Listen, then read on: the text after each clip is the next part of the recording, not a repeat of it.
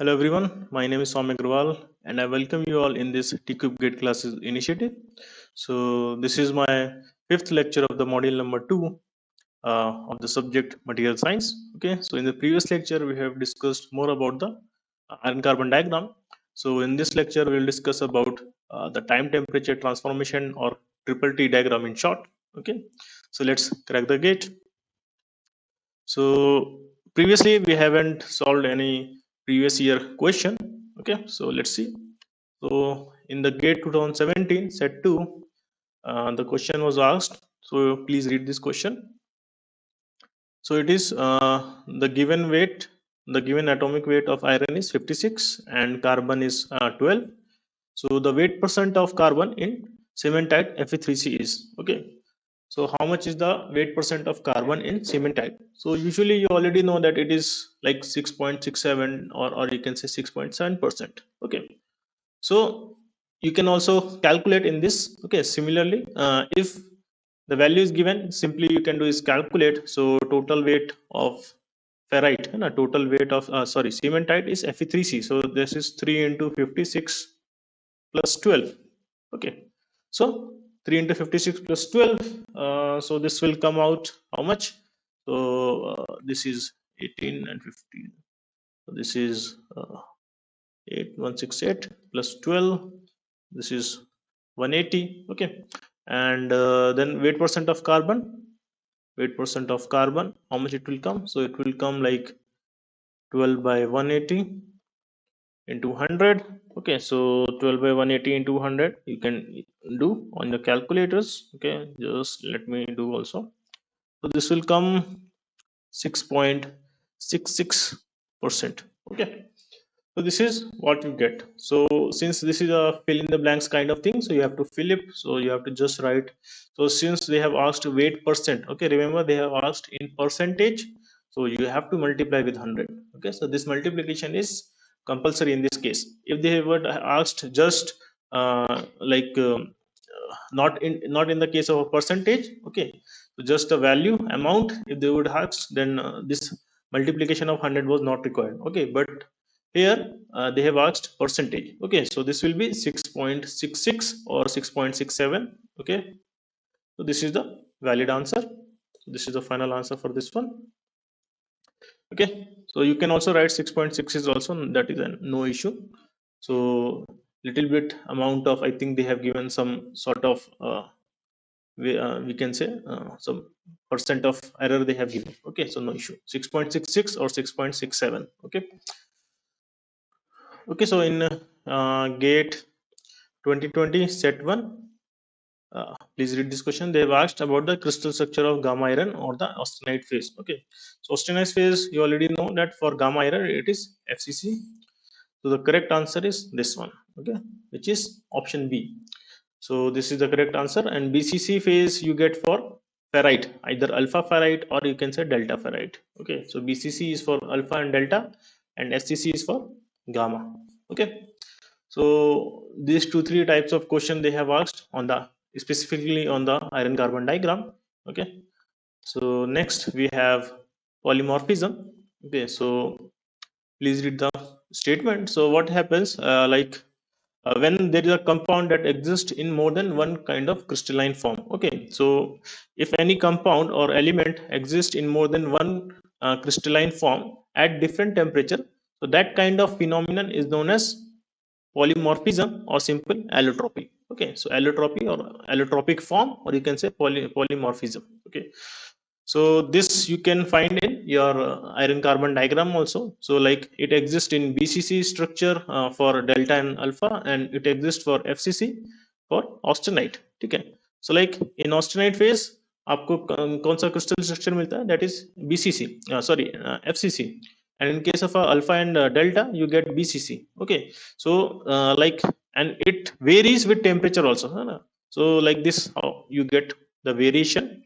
So this is the melting point of the iron. Okay, so above 1540 degrees Celsius or 1538 degrees Celsius you get what is completely liquid iron. Okay, then as soon as you decrease the temperature, or you can say cooling up, अभी आप cool कर रहे हो. Okay, so what you will get, first you will get is delta iron, which is of BCC kind of crystal structure. Then further cooling from below 1400 degrees Celsius, okay, you will get gamma iron, and this gamma iron will be stable up to 910 degrees Celsius, approximately 900, you can say 912 degrees Celsius. Okay, so this particular gamma iron, this crystal phase, this will be stable till 910 or 912 degrees, and below that you will get, like, you will get till 0 Kelvin. Okay, so till 0 Kelvin you will get alpha iron. Okay, so room temperature पे जो आपको मिल के आएगा, that is alpha iron और again BCC. Okay, तो ये बताया था डेल्टा आयरन बीसीसी और अल्फा आयरन बीसीसी में सिर्फ आपका लैटिस पैरामीटर का फर्क होता है. तो डेल्टा आयरन में जो लैटिस पैरामीटर होता है, that is little bit more than compare to the lattice parameter in the alpha iron. Okay, so this I have written in the over also. So alpha iron exists from minus 273 to 912 and has BCC structure, and gamma iron they exist from 912 to 1394 and has a FCC structure, and delta iron exists from 1394 to 1539. Okay, and there is one temperature that is Curie point temperature. Okay, so at and above 768 degrees Celsius. Okay, so this is your Curie point temperature, T Curie. Okay, so at and above this Curie point temperature, your iron, which is magnetic in nature, it will become non-magnetic. Okay, so at and above it will convert from ferromagnetic to paramagnetic. Okay, so it will convert from ferromagnetic to paramagnetic. So ferromagnetic is like a strong magnetic field is generated, is being generated, and in paramagnetic very weak amount of magnetic field is being generated. Okay, so usually in a general terms you can say from magnetic to non-magnetic, non-magnet property it will convert. Okay, so this is your Curie point temperature. So please remember the temperature, that is 768 degrees Celsius. This is above the eutectoid temperature. Okay, so eutectoid temperature is 727 degrees Celsius. Okay, so you can see on this iron carbon diagram also, this we have learned in the previous lecture. So this over here is your eutectoid temperature. So like 768 degrees Celsius, it would be like approximately over here. Okay, so this is sorry, this is 800 degrees Celsius. So if this is 727, so in between somewhere over here. Okay, so this is your Curie point, T Curie. Okay, so यहाँ पर आपको क्या मिलेगा, the over here over above this temperature, the iron has completely turned from magnetic to non-magnetic. Okay, okay, so in this iron carbon diagram, I have to show you 2-3 things. Okay, so this was left in the previous lecture. So these lines we haven't discussed. Okay, so the names of these lines. So like this line, this eutectoid line, this is given the denomination A1, and this over here is ACM, and this over here is A3 line. Okay, so these three lines, these are known as critical temperature lines. Okay, these are known as critical temperature line. Okay, so this A1 represents conversion from austenite to this pearlite. Okay, ACM line, this represent conversion from austenite to cementite. Okay, and this A3 line, this represent conversion from ferrite to austenite. Okay, so this is how you get. Okay, so these are just simple critical temperature lines, nothing else. So they represent conversion from one phase, one solid solution into the another solid solution. Okay, so this is what we have left in the previous lecture, and this point over here, this is eutectic point, this is eutectoid, and this over is peritectic point. Okay, so this all we have covered in the previous lecture. I hope ये आप लोग को समझ में आया हो कि what is the iron carbon diagram, and at what temperature and at what percent of composition for carbon these invariant reaction takes place. Okay, so next is the time, temperature and transformation diagram. Okay, so the thing is with this iron carbon diagram, we do not include time as a variable over here. Okay, so we do not have time as a process parameter. So this is in how much time you get from one phase to another is being not represented over here. So this we will discuss. So what is the limitations? So that I was discussing. Okay, so it does not provide any details of the influence of the cooling rate on the formation of different structure. ठीक है, तो ये तो आपको पता है, like when you go from 1539, या simply we can say like when you go from 910 degree Celsius से अगर आप room temperature पे जा रहे हो, okay, then you get from austenite, okay, to pearlite, okay. But how this is possible, like in what time or in what cooling rate you may able to get from austenite to pearlite, okay. So this is being not told, okay. So like after how much amount of time, or like what is the cooling rate for austenite to get to the pearlite phase, okay. So will there be any intermediate phase if we change the cooling rate, okay. So whether we decrease the cooling rate or whether we increase the cooling rate, so will there be any change in the phase, okay, in the phase of the this iron carbon, okay. So that is being not told over here, okay. And it does not provide on information on the time taken to form any phase, okay. So that is what just discussed. So to overcome this problem, that is, since we do not have temperature time as a process parameter, so we need another diagram, so which is time temperature transformation diagram, or in short triple T diagram, okay. So this triple T diagram, it shows what the structures can be expected after the various rates of cooling, है ना. तो मतलब different cooling rate पे कौन कौन सा आपको phase मिल सकता है, तो that is being told by this triple T diagram. So it describes the cooling rate required for the transformation of austenite to, yeah, from austenite to either pearlite, bainite or martensite, ठीक है. So previously you have studied only about the pearlite and austenite. What happens? So austenite converts into pearlite, it converts into bainite, and it converts into martensite, okay. तो अभी तक आपने सिर्फ यही पढ़ा था, and now we'll discuss about these two also. So these three, this will depend on the cooling rate. So did depend on the cooling rate. आप cooling rate को change करेंगे, so इस तरह से आपको जो ये final product निकल के आ रहा है, ये आपका change हो जाएगा, okay. So how much change will be there depending on the cooling rate, okay, we'll see. So it also gives the temperature at which such transformations take place, okay. So like austenite से bainite में कब convert करेगा, austenite से martensite कब convert करेगा, और किस temperature पे करेगा, और कितने cooling rate पे करेगा, या कितने time में करेगा. So all this information you get from the triple T diagram, ठीक है.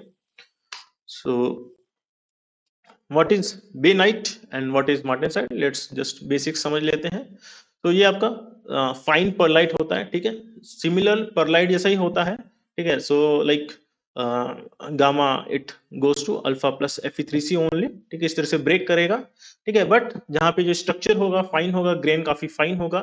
सो contain very fine distribution of ferrite and cementite. So it involves diffusional transformation, which is मतलब कार्बन आपका डिफ्यूज करेगा. So when carbon diffuse there will be change in the phase composition. Phase composition कैसा, austenite आपका alpha plus Fe3C में change होगा. तो like यहाँ पर आपका like you have some sort of like 4.1% of ऐसा कार्बन है, तो यहाँ पे आपको डिफरेंट परसेंट ऑफ कार्बन मिलेगा, है ना. So there is phase composition आपका चेंज हो रहा है, तो परसेंट ऑफ कार्बन आपका वेरी कर रहा है, ओके. क्योंकि यहाँ पे आपके पास में सफिशिएंट टाइम है, ठीक है. कूलिंग रेट बेनाइट फॉर्म करने के लिए थोड़ा सा स्लो होना चाहिए, ठीक है. कूलिंग रेट स्लो होगा तो मतलब you are giving some time for the transformation to takes place, है ना. ट्रांसफॉर्मेशन को होने के लिए आप अगर समय दोगे तो आपको बेनाइट मिलता है, ठीक है. और अगर समय आप देते हो तभी जाके आपका कार्बन डिफ्यूज करेगा, okay. So in martensite, okay, so this is extremely brittle material, okay, extremely brittle material होता है. So this martensite, since it is very brittle, it is usually not being used anywhere because brittle है, तो इसको आप कुछ भी machining नहीं कर सकते हो, okay. So let's read what is martensite. So it is a solid solution of carbon in BCC iron having body centered tetragonal structure, ठीक है.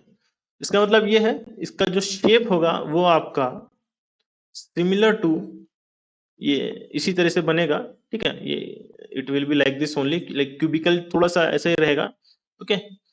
सो something like this only, okay. अब यहाँ पर क्या है ना, यहाँ पे चेंजेस कहाँ पर आ रहा है कि these two will be A and this is going to be C, so like C it is more than A. Okay, so बस इतना ही चेंजेस है। तो ऐसा मार्टिन साइड में ऐसा कार्बन आपका बॉडी सेंटर्ड रहेगा। ओके, यहाँ पे अलग अलग इधर ये सब आपके बाकी चीजें हैं। Okay, so this is sorry this is your you can say BCC kind of structure। ये आपका आयरन पोजीशंस है, इस तरह से ये आपका आयरन आपका एक सेंटर बॉडी सेंटर्ड क्यूबिक है, ठीक है। एंड जो आपका कार्बन बैठेगा वो इंटरस्टिशियल साइट्स में ही जाके बैठेगा इस बीसीसी के आयरन में। बट यहाँ पर क्या हो जाएगा ना, ये जो आपको बोला ना having body centred tetragonal structure, इसका मतलब बस यही है कि यहाँ पे ये जो आपका सी वाला पैरामीटर है, ठीक है, तो that will be more than your ये जो बॉटम आपका जो क्रॉस सेक्शन मिल रहा है उसके लैटिस पैरामीटर से ज्यादा होगा। इनिशियली में क्या मिलता था, A equals to B equals to C, है ना, बट यहाँ पे क्या है, ए इक्वल्स टू बी है but it is not equals to C. Okay, बस इतना ही चेंजेस है। रेस्ट इसको क्यूबिक नाम बोल के, इसको हम एक तरीके से बोल सकते हैं cuboid kind of shape. Okay, अब क्या है, यहाँ पे जब आपको मार्टेनसाइट बनाना होता है तो you need extremely fast cooling rate. Okay, so you need extremely fast cooling rate. तो अगर फास्ट कूलिंग रेट चाहिए, मतलब you are not giving time for transformation to takes place from austenite to some another, है ना, मतलब time बहुत कम है transformation होने के लिए from austenite to some another phase. Okay, इस वजह से the carbon doesn't diffuse. Okay, so this is known as diffusion less transformation. तो यहाँ पर क्या होता है, यहाँ पे सिर्फ आपका फेस कंपोजिशन में कोई चेंजेस नहीं है, मतलब परसेंट ऑफ कार्बन उतना ही रहेगा, फेस कंपोजिशन में कोई चेंजेस नहीं है, आपका क्रिस्टल लैटिस चेंज कर जाता है। तो क्रिस्टल लैटिस चेंज कर जाएगा एफसीसी से बीसीटी में। Okay, so like in the previous जो हमने क्वेश्चन देखा था 2020 में, so there was in the D option it was BCT, है ना, डी ऑप्शन में if you go back. Okay, so in this over here you can see this is BCT, है ना, तो यहाँ से ये ऐसा बीसीटी आ रहा था। तो ये बीसीटी फिर ये क्या है, किसके लिए है, दिस इज फॉर मार्टेनसाइट, है ना, ये बीसीटी जो है वो दैट इज मार्टेनसाइट है आपका। Okay, just let me,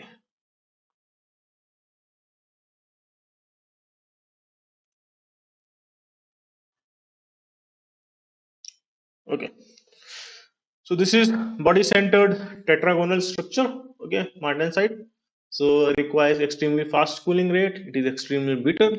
okay, चलिए देखेंगे तो मार्टेनसाइट कब आता है, पर्लाइट कब आता है, बेनाइट कब आता है। So this is sort of a S curve. Okay, this is known as, ये ऊपर में कर्व जो बनाया है उसको एस कर्व बोलते हैं। ओके, तो यहाँ पर ये आपको शो कर रहा है like this is for you can say for ऐसा यूटेक्टाइड बोल सकते हैं, यूटेक्टाइड कंपोजिशन के लिए it is showing the transformation. Okay, showing the transformation from austenite to pearlite. Okay, transformation from austenite to pearlite ये आपको शो कर रहा है, कितने टेम्परेचर पे शो कर रहा है, एट 675 डिग्री सेल्सियस पे शो कर रहा है। ठीक है, यहाँ पे ये देख सकते हैं।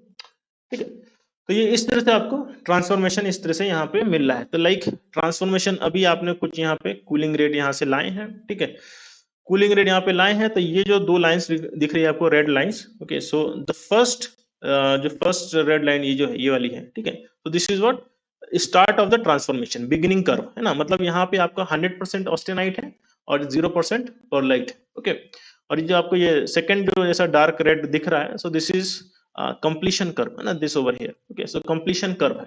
तो ये क्या है, यहाँ पर ट्रांसफॉर्मेशन 100% हो चुका है ऑस्टेनाइट से पर्लाइट में। ओके, यहाँ पे जो ऊपर में है ये दिखा रहा है कि percent of austenite transform to pearlite. ठीक है, वर्सेस टाइम। ओके, और यहाँ पे किसके में बीच में है, टेम्परेचर वर्सेस टाइम में है, और यहाँ पे ये इस तरह से आपको ये कर्व आ गया है। ठीक है, लाइक रिएक्शन कर्व आ गया है ना, beginning curve and transformation curve, है ना, तो ये आपका बिगिनिंग कर्व हो गया है। ओके, ये आपका एंडिंग कर्व है। और देख सकते हैं जैसे जैसे आप टेम्परेचर बढ़ाएंगे और आप यूटेक्टॉइड टेम्परेचर जो कि 727 डिग्री सेल्सियस है यहाँ तक आप जाते हैं, तो ये जो दोनों आपको दिख रहे हैं ये कैसे होते जा रहे हैं, ऐसा पैरेलल में होते जा रहे हैं ना, ये दोनों आपस में ऐसा ऊपर जाके ऐसा पैरेलल होते जा रहे हैं। ओके, एंड जैसे जैसे आप नीचे में आते जा रहे हैं तो ये इस तरह से ये आके थोड़ा सा ये ऐसा शेप इसका चेंज हो रहा है और वाइडर हो रहा है। ओके, तो at this point correlates with this. Okay, तो यहाँ पर ये दिख रहा है। अब ये जो आपको ये जो ट्रांसफॉर्मेशन मिल रहा है ना, ये एक फिक्स्ड टेम्परेचर पे आप देख रहे हैं, है ना, कि 675 डिग्री सेल्सियस पर जब आप लाए हैं, है ना, यहाँ पे ये देख सकते हैं दिस लाइन। ओके, तो this is 675।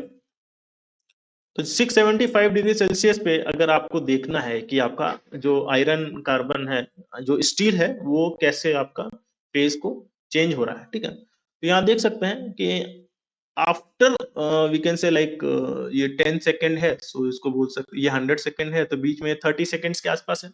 So after 30 seconds we can say at 675 degree Celsius, है ना, मतलब 675 डिग्री सेल्सियस पे you have kept, you have like आप उसको कूल करके लाए हैं, है ना, आपने जो स्टील को कूल करके 675 डिग्री सेल्सियस तक लाए हैं जल्दी से। उसके बाद में you have kept it there for like for some time, है ना। अभी वहां पे उसको आप कंटिन्यूअसली वहां पे आपने उस 675 डिग्री सेल्सियस को आपको मेंटेन करके चलना है, मतलब आइसोथर्मल सॉर्ट ऑफ थिंग है हो रहा है ना, मतलब टेम्परेचर यहाँ पे लाने के बाद में, ड्रॉप करने के बाद में उसमें आपको कांस्टेंट वही मेंटेन करना है। ओके, तो क्या हो रहा है कि अब 30 सेकंड के बाद में यहाँ पे ऑस्टेनाइट आपका परलाइट में कन्वर्जन ऐसा शुरू होने आपको दिखना शुरू हो गया, ठीक है। तो इस तरह से कन्वर्ट हो रहा है। जैसे जैसे ये टाइम बढ़ रहा है वैसे ये परसेंट ऑफ परलाइट बढ़ रहा है। Okay, and after coming to like this is 100 second, this is 1000, so 100 से 1000 and this is somewhat 500 second, तो अब approximately 600 second के बाद में, है ना, यहाँ पे आपको 100% परलाइट मिलता है, ठीक है। so like austenite is totally converted into 100% of perlite। okay, so this is how you get in this time temperature transformation, ठीक है। तो यहाँ पर दो चीज याद रखनी है।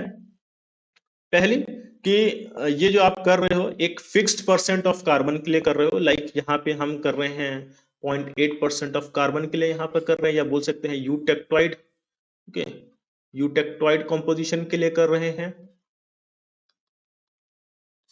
ठीक है। ये जो आपको डायग्राम मिला है ये सिर्फ यूटेक्टोइड कॉम्पोजिशन के लिए मिला है। ये डायग्राम चेंज हो जाएगा अगर आप परसेंट ऑफ कार्बन वेरी कर देंगे। तो first of all percent of carbon is constant, first assumption. Second जो है यहाँ पर हमने टेम्परेचर कांस्टेंट लेके चले हैं ना, मतलब जो 675 डिग्री सेल्सियस पे ही हम देख रहे हैं क्या ट्रांसफॉर्मेशन मिल रहा है। ये ट्रांसफॉर्मेशन के लिए आप टेम्परेचर चेंज कर देंगे तो ये ट्रांसफॉर्मेशन भी चेंज हो जाएगा। Okay, so this is two assumption that we are taking place. So that's why this kind of triple T diagram is also known as isothermal transformation curve। okay, isothermal transformation curve भी बोलते हैं इसको, क्योंकि यहाँ पर जो आप transformation देखते हैं वो कांस्टेंट टेम्परेचर पे देखते हैं, ठीक है।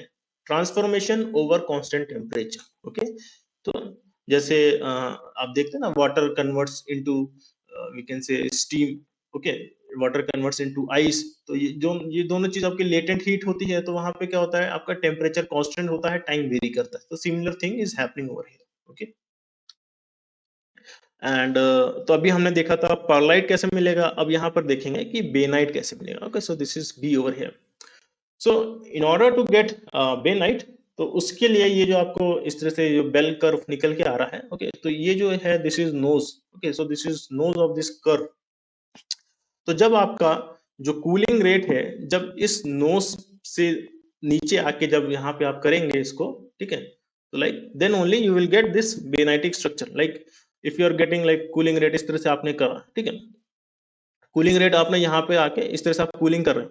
अब यहाँ पे आने के बाद में आपने इसको स्टॉप कर दिया है। सो उसके बाद में आप इस तरह से ट्रांसफॉर्मेशन देख रहे हो, तो आपको क्या मिलेगा यहाँ पे, आपको मिलेगा परलाइट, 100% परलाइट मिलेगा यहाँ पे ना। यहाँ पे आपको परलाइट मिल रहा है। अब इस तरह से आप अगर थोड़ा सा कूलिंग रेट बढ़ा दीजिए, है ना, तो कूलिंग रेट आपने इस तरह से बढ़ा दिया। उसके बाद में अब इसके नीचे आ गए, है ना, ये जो नोज टेम्परेचर है यहाँ पर this is approximately like 545 degree Celsius में भी, है ना, तो लाइक 550 से कम का ही है।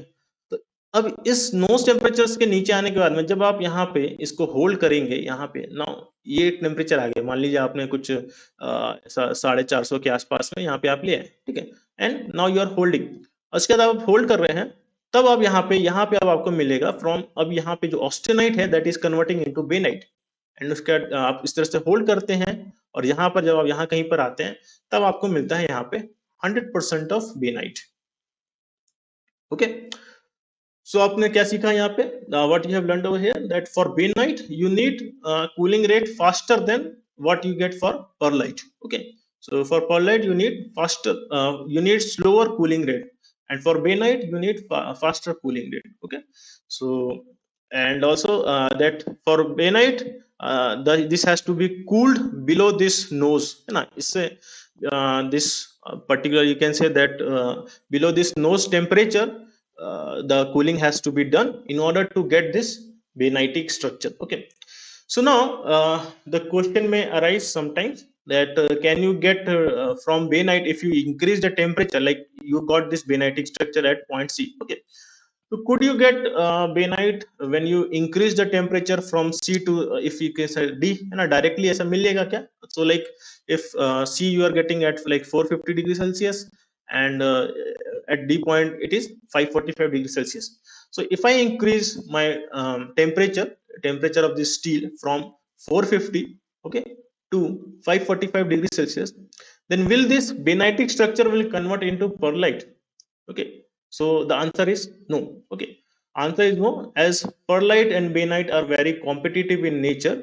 So in order to change the structure from perlite to bainite or bainite to perlite, so what you have to do is to raise the temperature to above the eutectoid temperature, which is 727 degrees Celsius, है ना? मतलब अगर आपको pearlite से bainite चाहिए या bainite से pearlite चाहिए, तो आपको क्या करना है? टेम्परेचर को रेस करके 727 के अबव लाना है, यूटेक्टर टेम्परेचर के अबव लाना है, ताकि ये जो स्ट्रक्चर है पूरा का पूरा ऑस्टेनाइट में कन्वर्ट हो जाए। ठीक है, उसके बाद में अब आप रिक्वायर्ड कूलिंग रेट करके रिक्वायर्ड नोज के ऊपर में, कि आपको नोज के ऊपर में जाना है या नोज के नीचे में जाना है, तो तब आपको परलाइट एंड बेनाइट इस तरह से अगेन दूसरा फेज मिलेगा। ठीक है, ऐसा नहीं कि डायरेक्टली आपने यहाँ से सी ले आए, सी से फिर आपने इतना टेम्परेचर रेज कर दिया तो आपको परलाइट मिल जाएगा, नहीं, ऐसा नहीं होने वाला है। ठीक है, सो उसके लिए आपको वापस पूरा ऊपर यूटेक्टोइड टेम्परेचर के ऊपर जाना है, फिर ठंडा करके उस हिसाब से आपको उस पर्टिकुलर जो भी आपको फेज चाहिए उस हिसाब से आपको उतना कूलिंग करना पड़ेगा। ओके, चलिए, so and when we will get the martensite, so for martensite the cooling rate has to be very fast ना, या बोल सकते हैं cooling rate has to be very high. So like cooling rate इतना आपको इस यहाँ पे इस तरह से लाना है और आपको टेम्परेचर को यहाँ तक ड्रॉप करके लाना है। ठीक है, so this is approximately 230 degree Celsius approximately है। ठीक है, सो कूलिंग रेट फास्ट होगा और आपको कहाँ तक टेम्परेचर को लाना है, इस ये जो आपको सॉलिड लाइन दिख रही है, सॉलिड हॉरिजॉन्टल लाइन, उसके नीचे आपको लाना है। तो at 230 degree Celsius martensite starts, है ना? मार्टेनसाइट्स आपको मिलता है, स्टार्ट होता है। जैसे जैसे आप इसके टेम्परेचर को ऐसा रिड्यूस करते हुए जाएंगे, ठीक है, ऐसा रिड्यूस करते हुए जा रहे हैं, तो आपको मार्टेनसाइट का जो स्ट्रक्चर है वो आपको मिलता जा रहा है। ठीक है, and below this we can say below 115 degree Celsius. Okay, so 115 degree Celsius और 120 डिग्री सेल्सियस से नीचे जब जाएंगे, so you will get like 100% martensite. Okay, तो आपको क्या करना है? इतना फास्ट लाना है, यूटेक्टोइड टेम्परेचर से सीधा आपको लाना है 100 डिग्री सेल्सियस के आसपास में। अगर उसको लाएंगे आप कितने सेकंड में, देख रहे हैं ना आप, देख सकते हैं, 1 सेकंड के नीचे नीचे लाना है, 1-2 सेकंड में, है ना? तो ये जो है ये आपका नोज है, और ये नोज जो है कॉरेस्पॉन्डिंग, मतलब आप देख सकते हैं कितना फास्ट है यहाँ पे, है ना? ये 1 या 2 सेकंड है। तो आपको 1 से 2 सेकंड में like you have to bring the temperature from eutectoid, है ना, और maybe above eutectoid to this 100 degree Celsius. Like आपको अप्रोक्सीमेटली अगर मिनिमम की बात करता हूँ तो 730 से आपको 110 डिग्री सेल्सियस लाना है। कितने में? 1 से 2 सेकंड में लाना है। ठीक है, 1 से 2 सेकंड के अंदर में लाना है, तब जाके आपको ये मार्टेनसाइट 100% मिलेगा। ओके, सो समझ सकते हैं कि कितना ज्यादा आप यहाँ पे कूलिंग रेट आप कर रहे हैं। तो इतना ज्यादा कूलिंग रेट होगा, that's why this martensite is very brittle in nature. ठीक है, इतना ज्यादा ब्रिटल होता है कि ये किसी भी मशीनिंग या किसी भी वेल्डिंग, मतलब किसी भी तरह आपके काम में नहीं आएगा। तो काम में लाना है इसको, तो क्या करना है? वापस से थोड़ा सा इसको टेम्परेचर इसका इंक्रीज करेंगे, 550 450 के आसपास लाएंगे, फिर धीरे से उसको ठंडा करेंगे। ठीक है, तब जाके उसको जो आपको मिलेगा, that kind of material phase is known as tempered martensite. Okay, temperature का थोड़ा सा बढ़ाएंगे, ठीक है, थोड़ा सा ऊपर ले जाएंगे, मतलब इतना भी नहीं कि बट ले जाएंगे 500-600 डिग्री सेल्सियस के आसपास ले जाएंगे, and then we will come back, ठीक है। फिर उसके बाद में ऑब्वियसली इसके ऊपर तो ले ही जाना है, ये जो 230 के ऊपर तो ले ही जाना है, क्योंकि 230 तक आपको मार्टेनसाइट मिल रहा है, तो इसके ऊपर तो जाएगा ही जाएगा। तो 500 550 के आसपास तक जाएगा, और उसके बाद में फिर आप उसको स्लो कूलिंग करना है, तब जाके आपको इस तरह से टेम्पर्ड मार्टेनसाइट मिलता है। ओके, चलिए, and then we have this continuous cooling transformation diagram. So अभी हम क्या कर रहे थे, ट्रिपल टी डायग्राम में हम टेम्परेचर को कांस्टेंट मान के चल रहे थे ना, टेम्परेचर वाज कांस्टेंट। तो यहाँ पे आपको कैसा मिल रहा था, आइसोथर्मल कूलिंग मिल रहा था। अब आप अगर कोई भी ये जो करेंगे है ना, ये जो आप फॉर्म करते हैं बेनाइट, परलाइट, मार्टेनसाइट, तो ये सब आप वहां पे नहीं फॉर्म करते, जब आप फाउंड्री में करते तब नहीं करते। ये सब स्ट्रक्चर आप यूजुअली फॉर्म करते हैं हीट ट्रीटमेंट के दौरान आप करते हैं, ठीक है। तो कि फाउंड्री में जब आप करते हैं तो कई बार आपको लाइक बेनाइटिक स्ट्रक्चर मिल जाता है, कई बार आपको परलाइटिक मिल जाता है, डिपेंड्स कि वहां पे क्या कितनी फैसिलिटी अवेलेबल है। तो आपके हिसाब से हो सकता है वो स्ट्रक्चर ना मिले, ठीक है। तो जो स्ट्रक्चर आपको चाहिए उसके लिए आपको हीट ट्रीटमेंट प्रोसेस करना ही पड़ता है। अब आप जब हीट ट्रीटमेंट प्रोसेस कर रहे हैं या इवन फाउंड्री प्रोसेस भी कर रहे हैं, तो वहां पे टेम्परेचर को कांस्टेंट मेंटेन करना, it's very very very difficult task to maintain the temperature constant. Obviously there will be delta T always be there, because वो आपका रहेगा जो आपका फाउंड्री का टेम्परेचर है, या जो भी आपका जहाँ पे आप स्टील को गर्म कर रहे हो, और जो उसका इन्वायरमेंट का टेम्परेचर है ना, वो तो डिफरेंस रहेगा। तो because of this finite temperature difference there will always be heat exchange. अब जहां पे हीट एक्सचेंज होगा वहां पे आपका टेम्परेचर आप कांस्टेंट कैसे कर पाएंगे। Okay, so it is not possible for temperature to be constant, तो वो एक तरह से आइडियल कंडीशन हो जाता है। तो इस तरह से आप जो भी करते हैं वो कंटिन्यूअस कूलिंग करते हैं, मतलब temperature keeps on decreasing with time. Okay, so practically what you get is continuous cooling, not isothermal cooling. Okay, so we modify this triple T diagram. Okay, so we modify this triple T diagram to show the transformation occurring at constantly varying temperature, है ना। तो हम अब देखते हैं transformation जो भी हो रहा है, तो लाइक टेम्परेचर को कैसे हम वेरी करते हुए हमें ट्रांसफॉर्मेशन मिल रहा है, ठीक है। तो ट्रिपल टी में क्या था, टेम्परेचर कांस्टेंट था। सीसीटी में क्या है, टेम्परेचर आपका टाइम के साथ में वेरी कर रहा है। ओके, इतना ही चीज है, बस यही। तो this is like more practical approach. Okay, so अब यहाँ पे हमने क्या फाइंड करा है कि like throughout this experiments and all we found that अगर आप कंटिन्यूअस कूलिंग करते हैं, so the time required to start और end this transformation is delayed, है ना।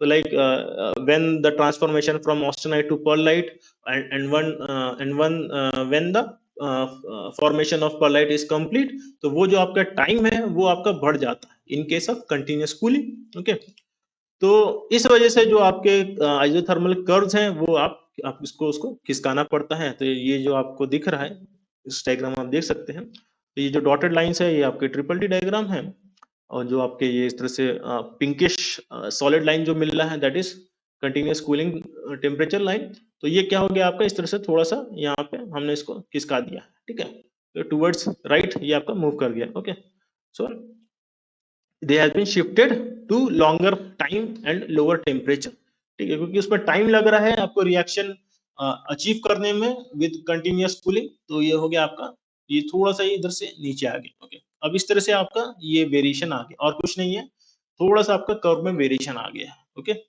so rest everything is same, every concept is same. Okay, so all this thing is happening। तो वहां पर जैसे आप लेट मी टेक, ओके, तो यहाँ पर जब आप करते थे ना, यहाँ पे आप इस तरह से कुछ ट्रांसफॉर्मेशन करते थे कि यहाँ से आप कुछ ऐसे लाएंगे, फिर यहाँ से इसको आप कंटिन्यूअस में यहाँ पे ऐसा कांस्टेंट टेम्परेचर लाएंगे, है ना। टेम्परेचर को लाए कुछ एक टेम्परेचर तक, ओके, कूल करके 800 से 750 से नीचे कुछ लाए 650 तक, उसके बाद में उसे कांस्टेंट रख लिया। ओके, तो ये चीज आप करते हैं। उसके बाद में यहाँ से फिर इसको कंटिन्यूअस कूल करके यहाँ पर रूम टेम्परेचर तक लाते हैं। तो ये आप ट्रिपल टी डायग्राम में करते हैं। यहाँ पर क्या करेंगे सीसीटी में, तो ऐसा ये कंटिन्यूअस चलता रहेगा, ये इस तरह से ये ऐसा कंटिन्यूअस होता रहेगा, ये ऐसा ऐसा ऐसा कंटिन्यूअस रहेगा, ठीक है। इस तरह से ये कंटिन्यूअस डायग्राम इस तरह से आपको मिलेगा ये। ओके, ये इस तरह से आपको कुछ चीजें मिलती हैं। ये होते हैं आपका इस तरह से आप ट्रांसफॉर्मेशन, ये कूलिंग रेट है इस तरह से आपका। वहां पर कैसा था, ऐसा पहले आएगा, कूल करेगा, फिर कंटिन्यू कांस्टेंट रहेगा, फिर इस तरह से। तो यहाँ पे इस तरह से कूलिंग रेट मिलता था, यहाँ पे ऐसा कंटिन्यूअस कूलिंग रेट मिल के आ रहा। ओके, तो यहाँ पे ये बेसिक चेंजेस हो जाते हैं, and rest is all same, nothing different.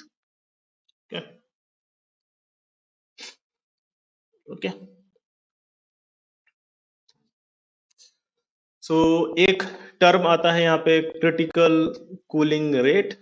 Okay, so critical cooling rate वो टेम्परेचर लाइन होती है, या बोल सकते हैं आपका वो कूलिंग रेट होता है, जैसे ये कूलिंग रेट है, तो जो कूलिंग रेट आपका नोज को पास करते हुए चला जाए, है ना, ऐसा ऐसा नोज को पास करता हुआ चला जाएगा, टच करता हुआ, तो ये क्रिटिकल रेट कहलाता है आपका क्रिटिकल कूलिंग रेट, CCR। ठीक है, क्योंकि ये होता है आपका जहां पर इस नोज को टच कर जाए, ओके, टेंजेंट कर जाए, तो ये होता है आपका critical cooling rate. Okay, so this is the minimum cooling rate required to convert the austenite into 100% of martensite. Okay, तो 100% ऑफ मार्टेनसाइट मतलब मिनिमम कूलिंग रेट है।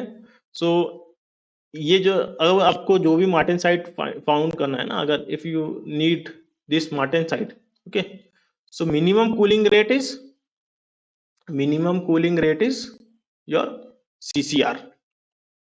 तो एटलीस्ट इतना कूलिंग रेट रहना चाहिए, और इससे फास्ट होगा तो आपको मार्टेनसाइट मिलेगा ही मिलेगा, है ना।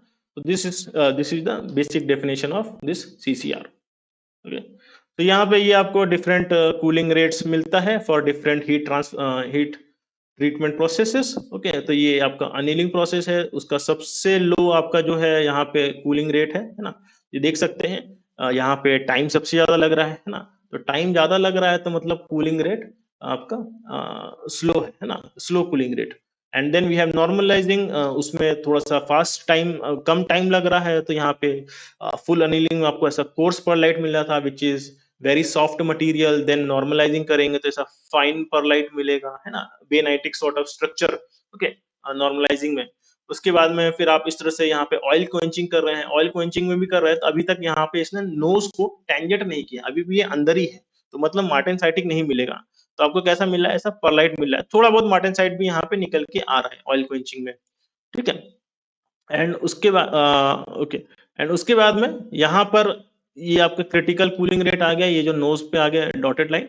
एंड देन वाटर क्वेंचिंग में आपको 100% मार्टेनसाइटिक मिल के आ रहा है। Okay, so this is how you get different we can say phases। Okay, so this is what we have studied over here in this lecture। I hope आप लोग को ये triple T diagram and all समझ में आया हो।